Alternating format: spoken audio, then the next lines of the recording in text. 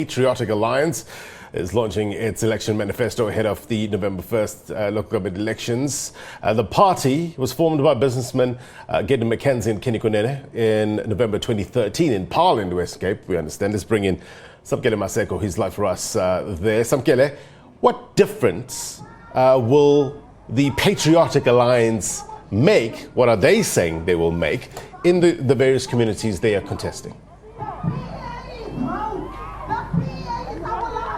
Well, Blaine, what is clear is that the Patriotic Alliance is there to grab the wards, particularly that have been neglected in the coloured community. You did see in the recent by-elections that they won a number of wards from the Democratic Alliance here in the city of Johannesburg. They are launching their manifesto here in Eldorado Park. This sport field in Eldos is currently filled with the community of Eldorado Park. We're here to hear the manifesto of the Patriotic Alliance. You can see they're having a lacquer time. They are under their marquees here, sitting on their camp chair. They are currently in a church service. They're having, some of them are having a lacquer boerewors as they are chilling and having some nice beverages in this hot temperature of Johannesburg. But to bring their national chairperson to the fore, Marlon Daniels, who's also a councillor of the Patriotic Alliance in Nelson Mandela Bay. Mr. Daniels, the importance of launching your manifesto here in Eldorado Park, and what does it signify for the people of Eldos?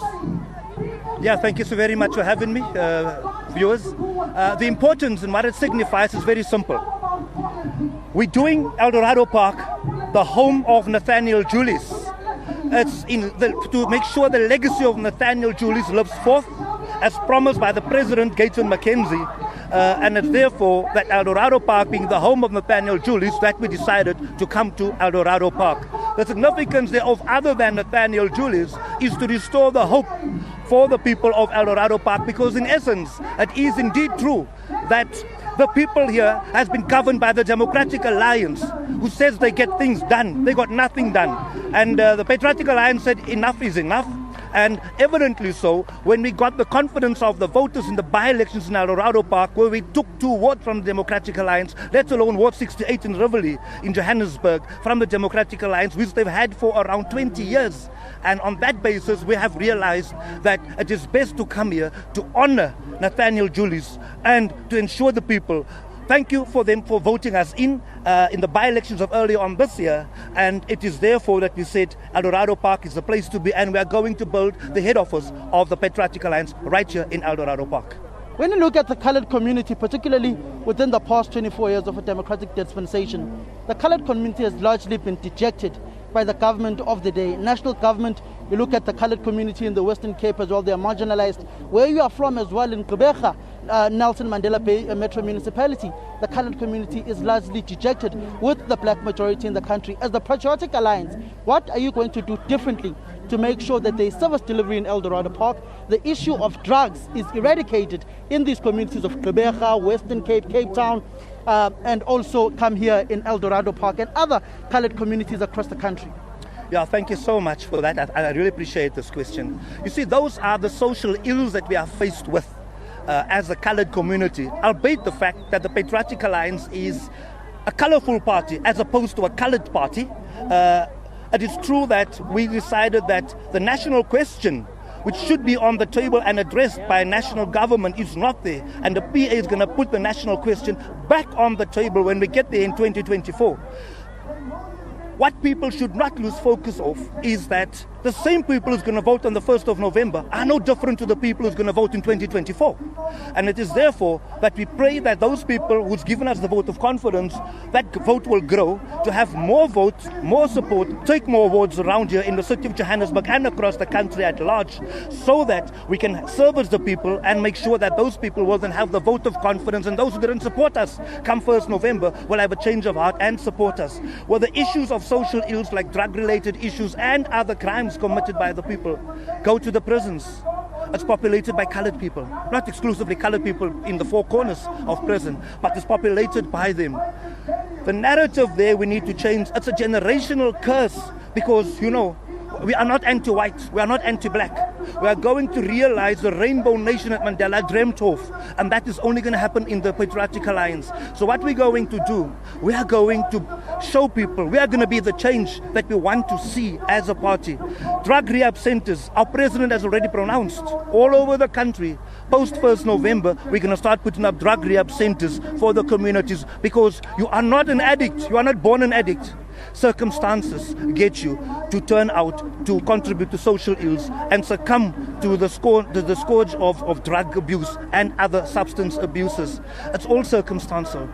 Everybody was born equal. Something must have triggered you to get to that point where you got off track, and we need to put you back on track. We are very slow to judge.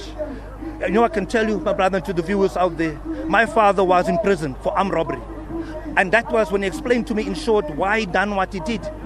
It was because of unemployment. Nothing stops a bullet like a job. And the people who are in government, look at employment equity. Our colored people don't get jobs. In Nelson Mandela Bay, we are now taking Nelson Mandela Bay to court, not because of the Equity Act, but because of the Equity Plan, which does not favor the people. What they do, they look at the local demographics, and when they've realized they've exhausted the local demographics, they went provincial, because there are more black Africans in the province as what they are colored people. And that is what they're doing. So our unemployed matriculants, our graduates, and just our youth, they lose hope, and it's because of not having that hope anymore that they resort to such social ills. We are the last hope indeed. Mr. Daniels, you've tasted power. You spoke about Nelson Mandela Bay, Gqeberha, where you are from. You've tasted power there. What made the working relations between the Patriotic Alliance and the DA-led coalition, and later the UDM ANC-led coalition, to break down? And are you finally safe in Gqeberha? Yeah, you know, my brother, let me tell you straight. The breakdown in the working relations came when the Patriotic Alliance, there's 120 councillors in Nelson Mandela Bay. The Patriotic Alliance, represented by myself in council, asked the Democratic Alliance, who was the major party in the coalition, can we please employ people from our northern areas in Nelson Mandela Bay?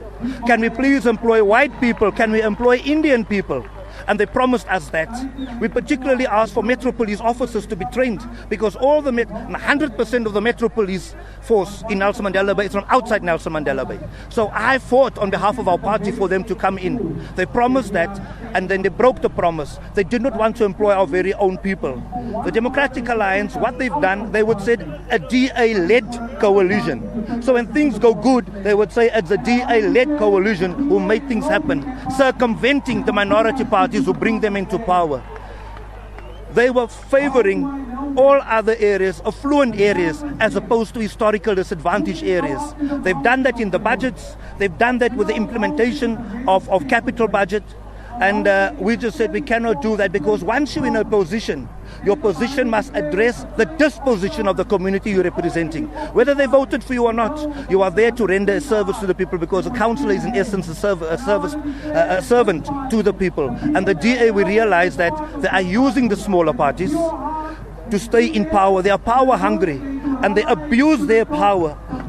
Personally, I love power, but power to be used in the right manner to benefit the people out there. I've been MMC for 3 different directorates, and I walked away from it to demonstrate to them that you don't take a position for the money and the perks. You take the position to help the people out there. And we walked away as a PA based on principles. Ngabo Banga, for instance. Ngabo Banga was caught for drunken driving when I sat there in a mayoral parlor. That case in East London and Beacon Bay appeared 4 times before court, and they closed the file when his blood alcohol level was 0.6. That is how the DA went, and to make sure that they closed the docket. That is corruption. That is for wanting to sweep things under the carpet. 2 people died on the 28th of August. Banga was the driver. They didn't take his blood alcohol level. It's not confirmed, but I'm convinced he was drunk, because he's got a problem with drinking. Ngabo Banga, not so long ago, again 2 people got killed. His driver, he instructed his driver to fetch a girlfriend in Summerstrand in PE. On the way back, while Banga was at the tavern, his driver was in an accident, killing 2 people. In the mayoral committee meeting, Banga said, let's fire my driver. The poor driver got a final warning, written warning. for using the vehicle to cart people who's not supposed to be in the car, but it was on instruction of his principal, Banga, when he was MMC for Human Settlement. The DA too swept that under the carpet. So the fact that they don't want to own up when things go wrong in the organization, but quick to point fingers like ourselves as a party, those are not principled people that you can work with. And in a coalition, you have to make sure that you have to go with people who are principled and who's there to render a service to everybody, not just to white people. The reality is that you won't win outright majority in any of these metros. You've said it yourself. Who are you going to go into a coalition with come the 2nd of November? Right. In Nelson Mandela Bay particularly? In Nelson Mandela Bay, we're very clear. Those people at the training college for Metro Police, which the PA got in there, they are not going to be employed. If they are going to put the budget aside to employ that people, then we will go with that party who's going to do that to employ the Metro Police people there, simply because Nelson Mandela Bay has got the highest unemployment rate than any other metro in the country. So any party who's going to create job opportunities for our people, those are the people that you are going to go to in a coalition, because nothing stops a bullet like a job. Empower the people. People contribute to social ills and do what they want to because of the high unemployment rate, amongst other reasons. So tell us that we're going to create opportunities, put the plan in front of us. If we can shake hands on that plan, we will go into coalition with you, no matter who it is. Thank you very much, Mr. Marlon Daniels, who's the national chairperson of the Patriotic Alliance, also a former MMC, former deputy mayor in the Nelson Mandela Bay Metro Municipality, which faces huge unemployment statistics and also one of the most unstable local metros in the country since the 2016 local government elections. In fact, Ethel Trollip, who had started off as a mayor there, ended up being removed. The late UDM Mayor Mogameli Bobane came in. Later on, you had the likes of Ngaba Banga now, who is the mayor of Nelson Mandela Bay. But the Patriotic Alliance is here to launch its manifesto, hoping to take the kingmaker status away from the economic freedom fighters who are their political nemesis, knowing the relations between Gayton, McKenzie and the leader of the EFF, Julius Sello Malema.